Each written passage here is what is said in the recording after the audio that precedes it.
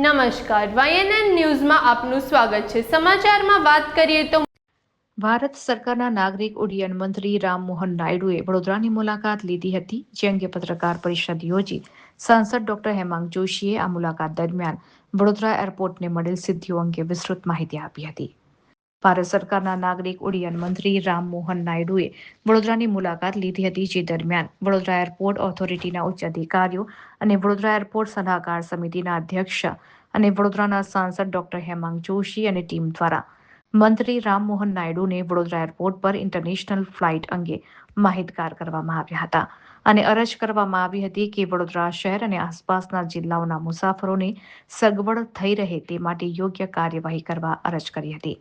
સાથે જ વડોદરા એરપોર્ટ ખાતે એર કાર્ગો સેવા માટે પણ રજૂઆત કરી હતી, જે તમામ બાબતોને ધ્યાનમાં રાખીને મોહન નાયડુએ 4 જ દિવસમાં એર કાર્ગો સેવા માટે ફાઇનલ એપ્રુવલ મળી જાય તેવી વ્યવસ્થા કરી આપી હતી। તો વડોદરા એરપોર્ટથી હબ એન્ડ સ્પોક મોડલ અંતર્ગત આંતરરાષ્ટ્રીય ઉડાન ભરનાર મુસાફરોને વડોદરા એરપોર્ટથી જ ઇમિગ્રેશન અને ચેકિંગ કરી તેઓ મુસાફરી કરી શકે તેવી વ્યવસ્થા પણ ઊભી કરવામાં આવી છે અને ગુજરાત ફ્લાઇંગ ક્લબનું રિન્યુઅલ પણ પૂર્ણ થયું હતું। સમગ્ર બાબતે સાંસદ ડોક્ટર હેમાંગ જોશી અને મહિલા અને બાળ કલ્યાણ વિભાગના મંત્રી મનીષાબેન વકીલે પત્રકાર પરિષદ યોજી વિગતવાર માહિતી આપી હતી। રિપોર્ટર રાહુલ રાજપૂત। જી હેમાંગભાઈ, વડોદરા આંતરરાષ્ટ્રીય એરપોર્ટ કે જેની અંદર તમામ પ્રકારની માળખાકીય સુવિધાથી સજ્જ આ એરપોર્ટ છે કે જેમાં ઇમિગ્રેશન, કસ્ટમ, કાર્ગો તમામ ફેસિલિટીની માળખાકીય સુવિધાઓ આપણી પાસે ઉત્પન્ન હતી।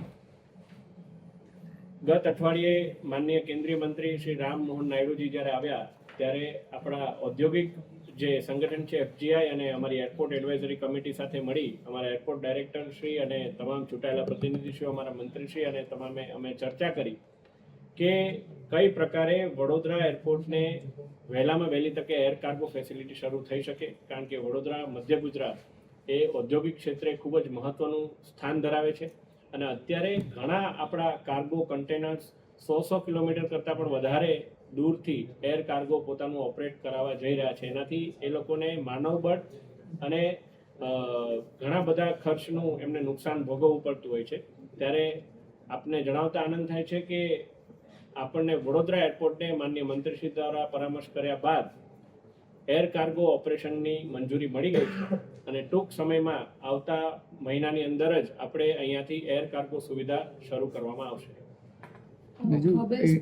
ઇન્ટરનેશનલ એરપોર્ટની વાત હતી, એમાં હબ એન્ડ સ્પોક જે મોડલ એપ્લાય કરવા જઈ રહ્યા છે એ શું છે?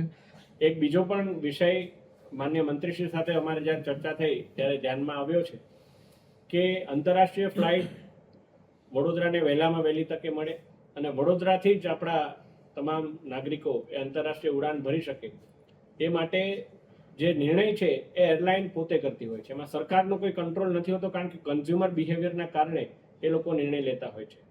તો આ વિઝિબિલિટી એમને પેસેન્જરની મળે એ માટે થઈને અને આપણા વડોદરાના નાગરિકોને બે વાર ઇમિગ્રેશન ના કરવું પડે, સાથે સાથે આટલું દૂર 100 કિલોમીટર કરતાં વધારે દૂર જઈને એમને આંતરરાષ્ટ્રીય ફ્લાઇટ માટે જવું ના પડે એ માટે થઈને હબ એન્ડ સ્પોક મોડલથી વડોદરાથી જ તેઓ આંતરરાષ્ટ્રીય ફ્લાઇટ ભરી શકે।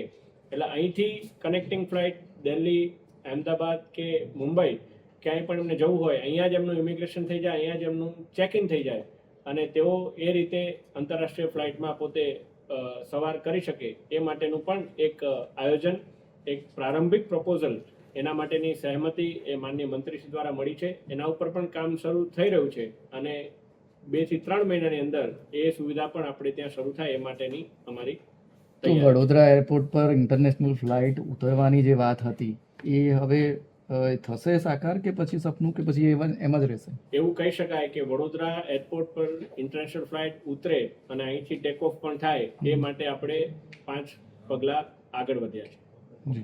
તો ક્યાં સુધી વડોદરાને ઇન્ટરનેશનલ એરપોર્ટનો ટેગ મળશે? આ તો એક વચલો રસ્તો કાઢેલો છે ને? વચલો રસ્તો જ આપણે એ માટે કાઢ્યો છે કે વહેલામાં વહેલી તકે આપણને આ આંતરરાષ્ટ્રીય ફ્લાઇટનો ટેગ મળે, પરંતુ આની અંદર સરકારનો કોઈ નિયંત્રણ ના હોવાના કારણે હું આપને કોઈ પ્રકારનો ખોટો વાયદો ના આપી શકું, પરંતુ એટલું આપણા માટે સરળતા થઈ જશે કે આપણા જે મુસાફરો છે એમને આંતરરાષ્ટ્રીય ફ્લાઇટ પકડવા માટે દૂર સુધી નહીં જવું પડે। Okay. Subscribe now and press the bell icon. Never miss an update.